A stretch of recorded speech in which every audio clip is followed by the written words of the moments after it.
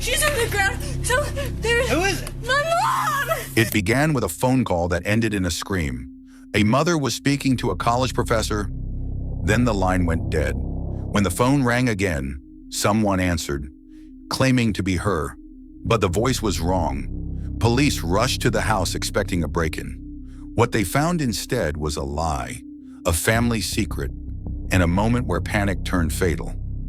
By the end of the night, one woman was dead, and the truth was far more terrifying than anyone imagined. Akron Police! Akron Police!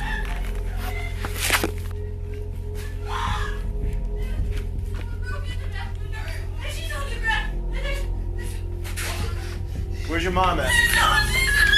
Okay, stay right here. No, there's so much blood. No, please! Man! She's really going now!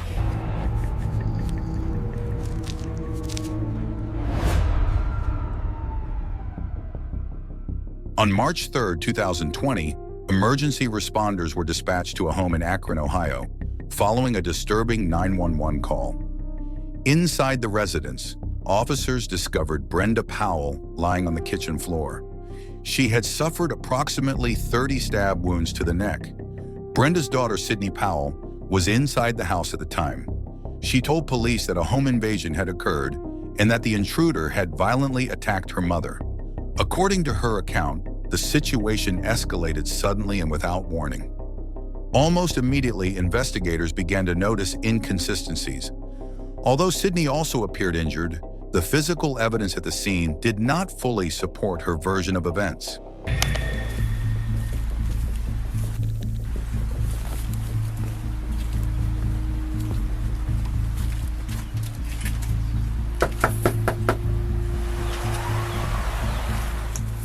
Moments before the attack, Brenda had been speaking on the phone with one of Sydney's college professors.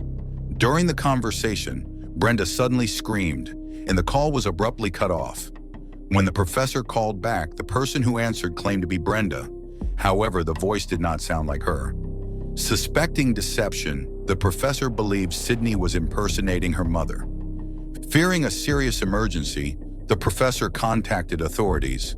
That call, combined with what had been heard over the phone, gave police sufficient reason to force entry into the home.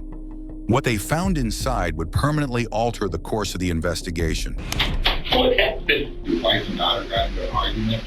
She's going to jail forever. Wife's dead. I was too. Further examination revealed that Brenda had not only been stabbed repeatedly, but had also been struck in the head with a heavy skillet. The severity of her injuries left no realistic chance of survival. From that moment forward, the theory of a random home invasion began to collapse. No! Stop! We gotta figure out what's going on. Can you sit down? R9, get that 32 rolling here quick. We got a female down, blood all over the place. Sergeant Smart, you just got a crime scene. Taking her outside. You got she's blood all over. I don't know, she's breathing. Secure the scene. She looks like a 22. She looks like she's been down for a while. There's blood all over the place. There's a knife by her head and stuff like that, and there's a huge pool of blood. No, I think she just walked in on it. There's a broken window in the back, so if you can just put up some crime scene tape. As soon as AFD gets here, they're going to pronounce her, I'm sure. Sydney appeared visibly shaken, struggling to maintain control as officers attempted to understand what had happened.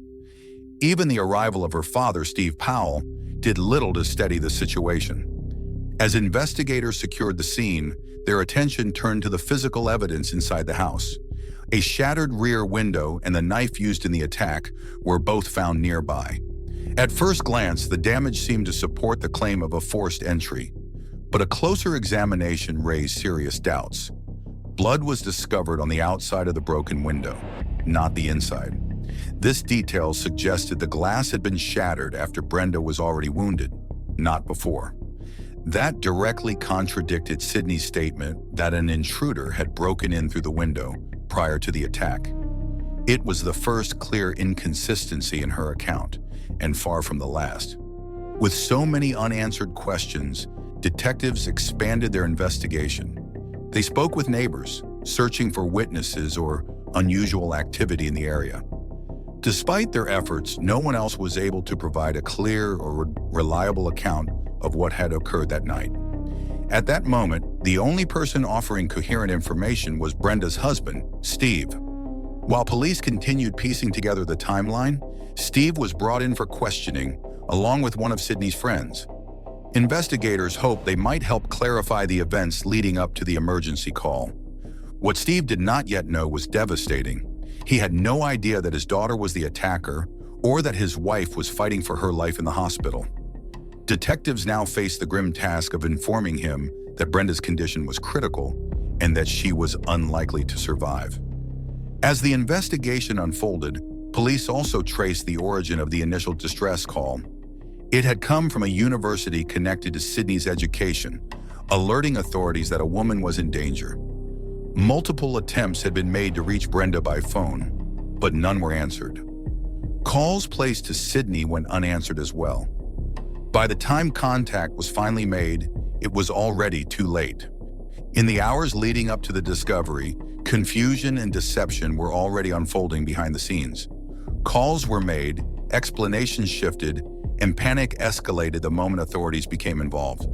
What initially sounded like concern quickly turned into emotional chaos, raising questions about what was genuine and what was not. As investigators dug deeper, a crucial truth began to surface. Sydney had been hiding a major secret from her parents. Weeks before the incident, she had been expelled from college, yet she continued to pretend that everything was normal. Her parents believed she was still enrolled, unaware that her academic life had already collapsed. Interesting. Somewhere that's not you. Okay, do we know who, where, which way? That's the younger guy. I'm looking through here and I can see pictures. And there's a whole basement set up for what looks. Yep, hey, sorry, I'll call you right back. Bye. All right, let me go report that. Yeah, there's got one man. It's probably her brother. Well, I'll see if we can find out who else lives here. While Sydney kept this from her family, she had confided in a few close friends. One of them, a longtime roommate, described a pattern of instability and uncertainty. Over the course of several semesters, Sydney repeatedly changed her field of study, moving from exercise science to psychology and sociology, and later to education. None of these paths felt right to her, and the constant switching reflected a deeper struggle to find direction or purpose. Okay. Do you live here, sir? Yeah. Okay. That's my wife and there's my daughter. How old's your daughter? She'll be 20 in March. She's 19. Is she coming out? No, not yet, sir. Just can't hang out. Sydney, can you tell me what happened? Huh? Sydney. Sydney. On its way? Yeah, it's coming. From where? Yeah, that's them right there. I can hear them.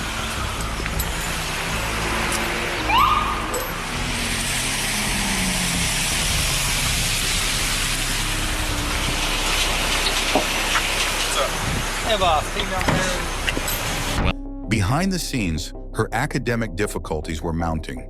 Though she often appeared cheerful and composed around others, those closest to her noticed subtle changes. Toward the end of the semester, her emotional state visibly declined. She became overwhelmed, withdrawn, and increasingly anxious about her future, quietly expressing that she felt lost and unsure of what to do next. Friends sensed that something was wrong, even as Sydney avoided revealing the full truth. Support was offered repeatedly, but she remained guarded. It was only shortly before leaving school that she admitted she was failing academically and no longer coping. By then, the pressure had already reached a breaking point. Despite her inner turmoil, Sydney's relationship with her parents, especially her mother, appeared deeply affectionate. They were extremely close, spending time together regularly, talking often, and enjoying each other's company. Who'd you get a call from? Yeah, got a call from him. Called me. Oh, okay. He said there was a call, went out, a distress call from the University of Mount Union where my daughter was going, and it said, female in distress. I said, well, that's funny because Brenda's there, my wife. So I called Brenda, and it rings and rings on the cell phone. No answer. I call Sydney back. Rings and rings and rings. no answer. I call right back, ring, no answer. I'm pacing around. I call G back, and as I'm on the phone with him, telling him there's no answer, my doctor calls me back. He said, oh, Mom's on the phone with Mount Union. I said, well, cops are on the way. And she went, there's been a break-in, and she just started going off. She said, what? She said, there's been somebody broke into the house. There's blood everywhere. She was hysterical and crying. So at first, when you talked to her, she said that your wife was on the phone with Mount Union. Yes. And And as soon as I said, cops are on the way, the hysterics started. Is she still attending? Well, as far as we knew up until today, yes, but apparently not for the last, I don't know, maybe couple weeks. She frequently spoke with enthusiasm about returning home and never expressed resentment or conflict toward her mother.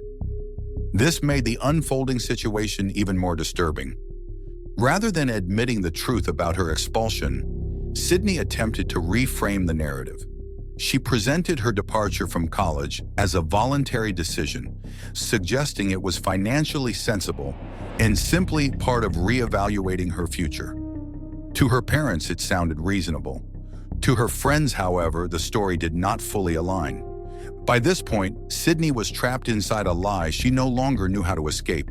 The mounting pressure, combined with fear of disappointing those closest to her, created a volatile situation, one that investigators would later examine closely as they attempted to determine whether the events that followed were impulsive or calculated. Now, we understand that Sydney was your roommate at Mount Union? Yes, she was for last year and then this year until she left. And so you've been friends ever since your sophomore freshman year at St. B? Mm-hmm. Go over each other's houses, everything like that? Yep. Well, she started off in exercise science freshman year, her first semester. But then she didn't like the classes, so she switched over to psychology and sociology. But then she didn't really like that, so this year she switched to education, and then she didn't like that either, and that's one of the reasons she left, is because she really couldn't find what she liked. I think she struggled in her classes. I don't think her grades were the best, but she didn't really tell me that, because I wasn't really struggling. I think she kept a lot of stuff hidden, because when we were just talking or with our friends, she always seemed happy. Like, she seemed okay, like I said, I couldn't tell. Until the end, where she was kind of just like struggling, and she kind of was sad and just like, Lauren, I don't know what to do. I think she felt like everybody around her kind of had figured out what they wanted to do, and she hadn't. I could tell she was getting more upset, like more sad. And I told her, I was like, I'm here, like, you can tell me, I'm here for you. If you need anything, I'm here. But she never really opened up until she was leaving and saying that she was struggling with school and that she was kind of trying to figure out what was going on, and that's when I started to try to help her. Let's talk about this. You're her best friend, and I know this is difficult, but tell us about her relationship with her parents. Her and her parents had a really good relationship. Like, her mom and her were best friends. Probably, like, they did everything together. Like, one of the reasons she went home was to be with her mom. They were always close. She never said anything bad about her mom. She never ever talked about having an argument with her mom. Like, I can't recall every time she'd be going home, she's like, I can't wait to see my mom. Or when she goes home for weekends, she'd be like, oh, my mom wants me to come home so we can hang out and like watch movies. And she loved being home. Complicating matters further, Sydney would eventually claim that she had no memory of what occurred, insisting that she blacked out entirely. Her defense would hinge on this assertion, raising questions about her mental state and leaving investigators without a clear confession.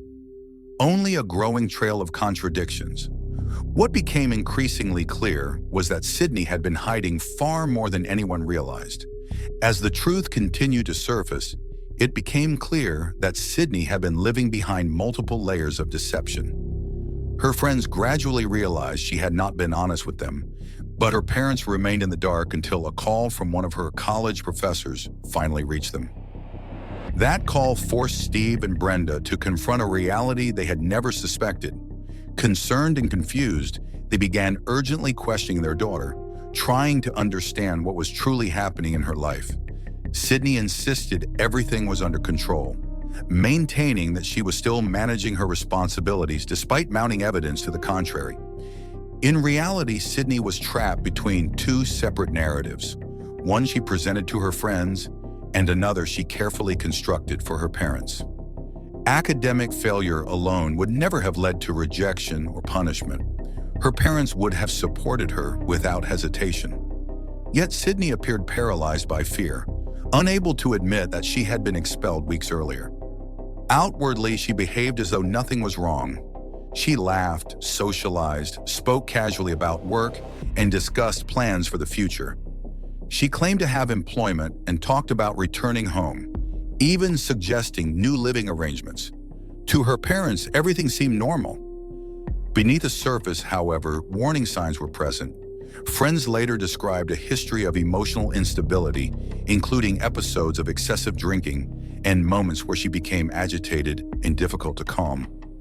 These patterns, while concerning in hindsight, did not immediately suggest what was about to happen. Investigators would later theorize that Sydney reached a breaking point while her mother was on the phone with the college professor. Faced with the imminent exposure of her lies, detectives believe she acted in desperation, attempting to permanently silence the person who was closest to discovering the truth. According to the evidence, Sydney struck her mother with a cast-iron skillet, rendering her helpless.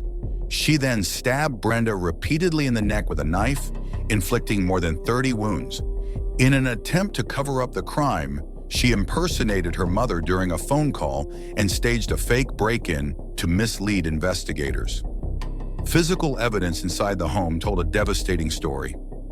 Blood was found trailing through the hallway, the rear window had been deliberately shattered, and the crime scene contradicted every claim of an unknown intruder.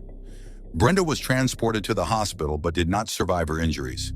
The medical examiner later determined that she died from a combination of blunt force trauma to the head and multiple stab wounds to the neck.